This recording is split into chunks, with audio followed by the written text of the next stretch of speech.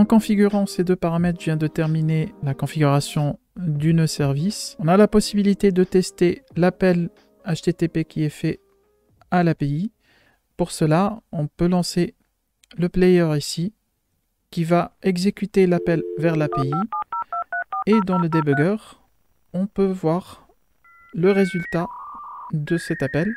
Donc cet appel me retourne un objet qui contient plusieurs paramètres, un count, un autre paramètre pour la pagination, et un paramètre résultat, results, qui contient tous les résultats que j'ai demandé. J'ai demandé une vingtaine d'espèces de Pokémon. Je reçois une vingtaine de résultats d'espèces. Je prends le premier par exemple. Alors, on a le nom de l'espèce, plus l'URL qui permet d'accéder à cette espèce avec un identifiant. Je peux maintenant appliquer la même chose pour l'autre route caractéristique des Pokémon. Je vais ici fermer le debugger et aller vers le SmartFlow caractéristique de Pokémon. Et je vais faire la même chose. Je vais rajouter un nœud départ.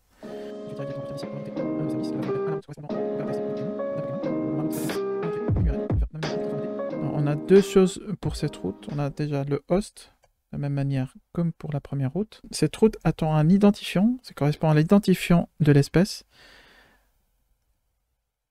Au niveau de mon URL, en paramètre de mon URL. Et je vais éditer mon URL, donc j'attends en entrée le host. La route que j'appelle, c'est ability / plus l'identifiant de mon espèce de Pokémon. Mon host, du coup, je peux l'avoir à partir de la variable globale, de paramètre global que j'ai édité sur mon connecteur, c'est ma variable host. Pour avoir l'identifiant, au niveau du SmartFlow, je ne connais pas l'identifiant du Pokémon avant de le lancer. Je vais donc récupérer cet identifiant en input de mon SmartFlow à partir de la liste des espèces, comme on a pu le voir ici quand on relance ici le debugger. Ma liste d'espèces me renvoie un tableau de résultats et pour chaque résultat, j'ai un nom et j'ai une URL avec un petit identifiant ici qui correspond à l'identifiant de mon espèce de Pokémon. Puis ici, pour cette espèce-là, c'est l'identifiant est 1. Donc l'idée, c'est de récupérer cette valeur-là et de l'envoyer en input de mon SmartFlow caractéristique de Pokémon. Pour ajouter un input sur un SmartFlow, on va se placer dans l'inspecteur. Ici, au niveau de l'inspecteur, on a possibilité de rajouter un input sur les différents paramètres de mon SmartFlow. Pour cet exemple, on va rajouter ce paramètre au niveau du body. On va rajouter une variable qui s'appelle id, qui est de type chaîne de caractères. Donc si on se place ici, du coup, une fois qu'on a ajouté la variable, si je tire ici mon id, je peux l'associer à la variable, à l'input identifiant. Quand on va appeler ce SmartFlow, on va donc renseigner cet identifiant à l'entrée de ce SmartFlow, ce qui va nous permettre de lancer la route. Je peux toutefois tester cette route en lançant le debugger. Là, il me demande en entrée l'identifiant. Je vais mettre 1 par exemple. Et je fais démarrer. Le SmartFlow s'est bien exécuté. J'ai bien en identifiant 1 en entrée. J'ai un résultat avec les différentes caractéristiques de l'espèce de Pokémon que j'ai choisi avec l'identifiant.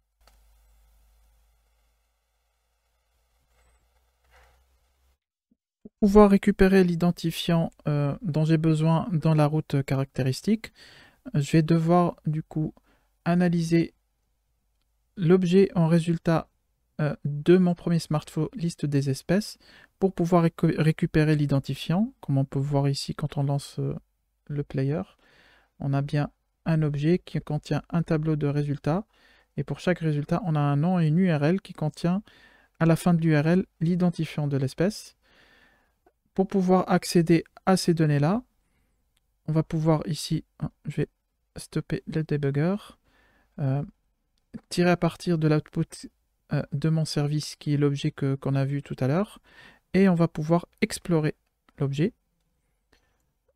Le nœud explorer de l'objet permet de prendre un objet en entrée, un objet JSON en entrée, et de regarder les différents champs que contient mon objet pour pouvoir les exploiter. Dans notre cas, le champ qu'on veut mapper est le champ results, qui contient la liste des espèces qui sont renvoyées par mon nœud service.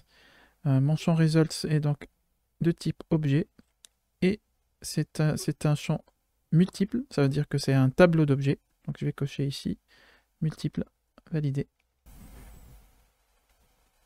Pour pouvoir exploiter mon tableau de résultats, je vais devoir utiliser un nœud boucle, ici, qui va prendre en entrée mon tableau de résultats, et il va permettre de faire une itération à l'intérieur. Pour chaque itération, je vais pouvoir accéder à l'objet qui est à l'intérieur de mon tableau et mapper les différents champs que je vais exploiter. En cas, c'est name qui est un champ de type string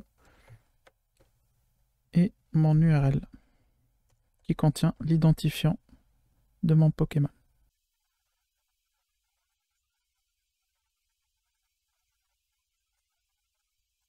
Pour pouvoir récupérer l'identifiant à partir de mon URL, je vais appliquer un traitement sur mon champ URL pour pouvoir extraire l'identifiant.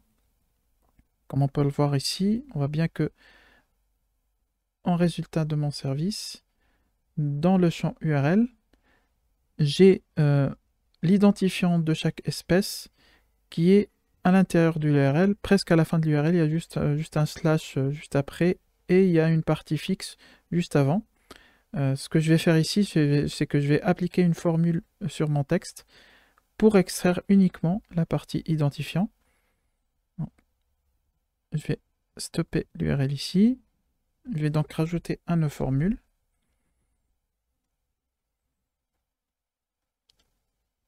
Si j'analyse ici, on a différents types de formules qui existent dans le nœud. On va utiliser une formule qui va analyser du texte. Et cette formule qu'on va utiliser, c'est substitute, ce qui permet de remplacer une chaîne de caractères avec du texte dans un texte en entrée. Donc mon texte en entrée, c'est mon URL. Donc je vais connecter mon URL à la partie texte. Alors l'ancien texte que je veux remplacer, si on peut le voir ici, c'est la partie fixe.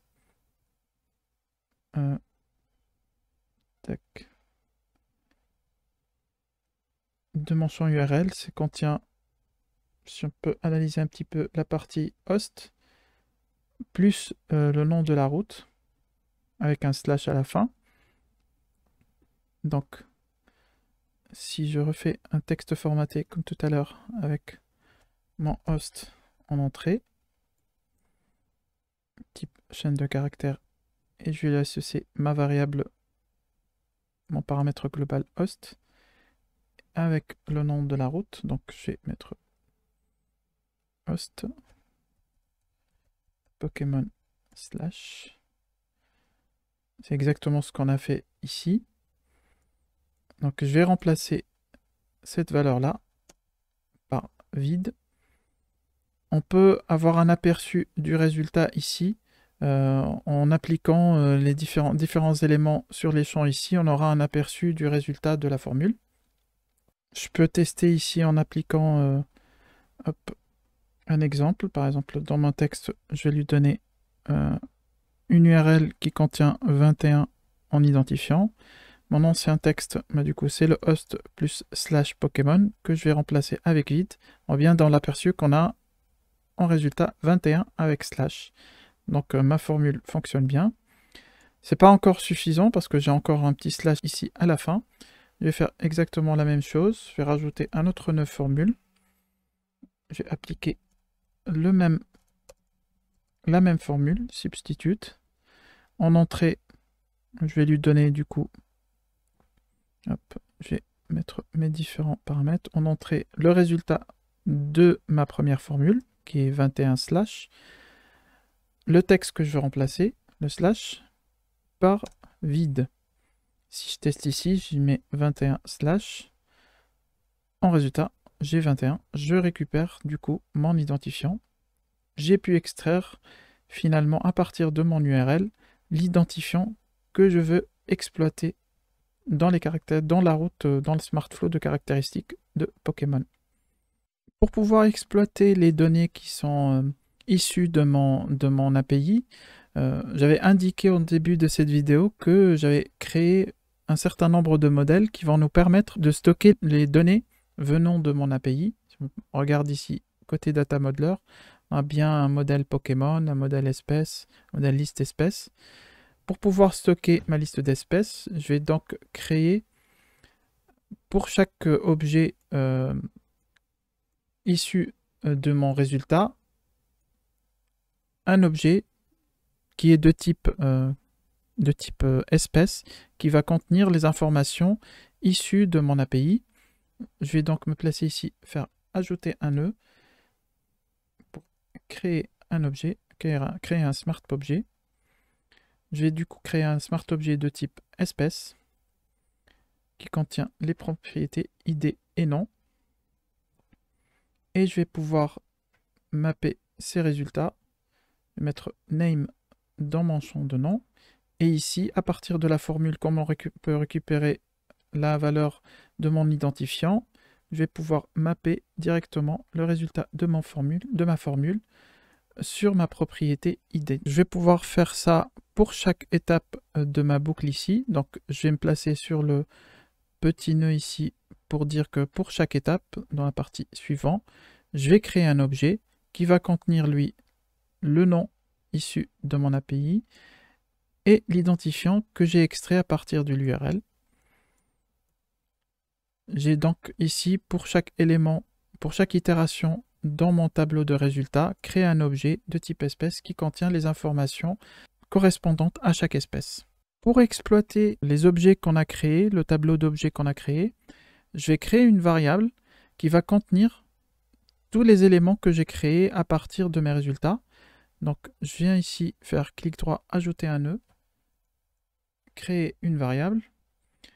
Cette variable, pour chaque création d'objet, je vais mettre mon objet dans cette nouvelle variable. Dans ce nœud variable, on a deux options. Soit affecter directement l'objet à chaque itération dans ma variable. Du coup, à chaque itération, on a un nouvel objet qui va se mettre dans ma variable. Ou ajouter de manière cumulative, c'est-à-dire que à chaque fois que je vais passer dans ma boucle ici, je vais plutôt créer un tableau de données, une variable qui contient un tableau d'objets pour pouvoir cumuler les différents résultats que j'ai à partir de mon API pour avoir la liste des objets créés à partir de mon API. Pour exploiter le résultat de mon SmartFlow, je vais devoir créer du coup un output pour ce dernier pour pouvoir l'exploiter à l'extérieur de mon SmartFlow. Pour pouvoir faire ça, je vais rajouter du coup un nœud ici qui s'appelle résultat du SmartFlow. Une fois que ma boucle finit, que j'ai terminé toutes les itérations de mon tableau, je veux affecter les différentes données qu'on a à la fin de ma boucle à mon résultat de SmartFlow. Donc je vais connecter ma variable à mon résultat de SmartFlow. Donc on a le format de retour de mon SmartFlow qui est soit de type SmartObjet, soit de type JSON. Pour notre cas, on va plutôt utiliser le type SmartObjet parce qu'on va l'exploiter dans d'autres SmartFlow ou workflow de notre application. Du coup, à la fin de ma boucle, donc je pars ici d'une fin et je fais ma liaison. Je vais créer un résultat du SmartFlow qui va contenir les données qui ont été cumulées dans ma variable de type tableau. On arrive ici à la fin de mon SmartFlow.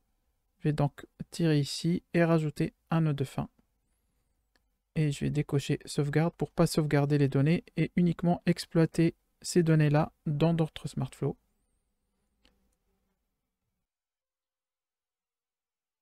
Pour résumer, ce que j'ai fait ici, du coup, c'est un SmartFlow qui va appeler la route Pokémon, qui va me retourner une liste d'espèces de Pokémon. À partir de cet appel, à partir du nœud service, j'ai récupéré mon objet en sortie de mon service. J'ai exploré mon objet pour avoir mon tableau d'espèces de Pokémon. Pour chaque espèce, j'ai exploré l'objet pour extraire le nom de l'espèce et l'identifiant à partir de l'URL. J'ai créé pour chaque élément de mon tableau un smart objet de type espèce en affectant le nom et l'identifiant extrait dans les paramètres de mon modèle ou de mon objet. Finalement, j'ai cumulé tous les objets créés à travers la boucle dans une variable qui va contenir un tableau d'objets de type espèce.